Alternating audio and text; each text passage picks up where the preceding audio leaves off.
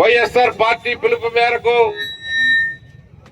గౌరవనీయులు మాజీ ముఖ్యమంత్రి వర్యులు వైఎస్ఆర్ కాంగ్రెస్ పార్టీ జాతీయ అధ్యక్షులు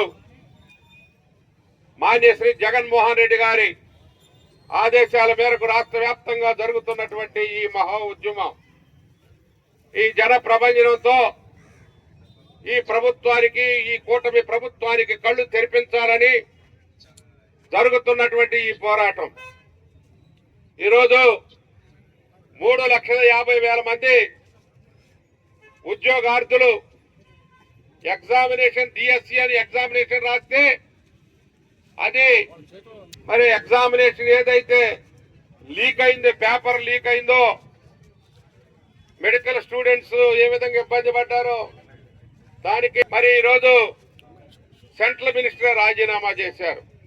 వాళ్ళు బాధ్యత వహించారు, మీ యొక్క భాగస్వామ్య పార్టీ అయిన బీజేపీ. కానీ మీరు మాత్రం కనీసం మేము ఎన్ని గొడవలు చేసినా మీరు కనీసం స్పందన లేదు. అందుకనే లోకేష్ వెంటనే రాజీనామా చేయాలి ఈ రాష్ట్ర విద్యాశాఖ మంత్రి అని చెప్పి డిమాండ్ చేస్తా ఉన్నాం. అంతేకాదు, మీరు హామీ ఇచ్చారు నిరుద్యోగ యువకులకి నిరుద్యోగ భృతి అని 3,000 రూపాయలు ఇస్తామని చెప్పి నిరుద్యోగులంతా కూడా మీరు రెచ్చగొట్టారు, వాళ్ళకి ఆశ పెట్టారు.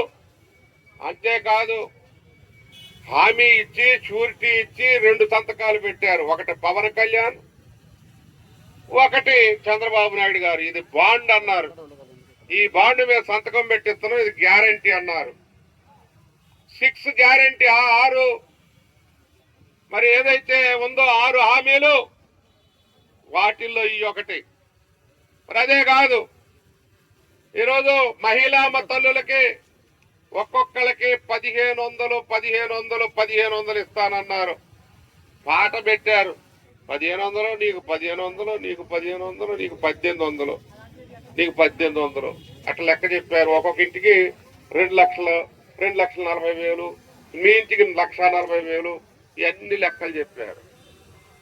ఎక్కడ ఇవన్నీ అబద్ధాలు, అసత్యాలు? మీరు చేసినటువంటి బోగస్ అన్నిటి కూడా ఏదో రైతు కమిటీకి, రైతులకు మొత్తం కూడా ప్రతి సంవత్సరం 20,000 పెట్టుబడి నిధి కింద ఇస్తానన్నారు.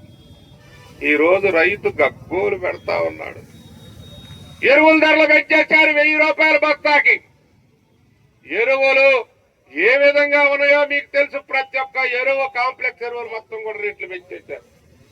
ఇవన్నింటినీ కూడా దృష్టిలో పెట్టుకొని మరి ఇవన్నీ కూడా చేయాలి. మీరు హామీలు ఇచ్చి ప్రజలను మోసం చేయటం కాదు. ఒక మంత్రి అంటాడు, ఈ యొక్క 1,500 మహిళలకు ఇస్తే ఈ రాష్ట్రాన్నంట అమ్ముకోవాలంట. ఈ రాష్ట్రం మరి ఎందుకు ఇచ్చారా హామీ?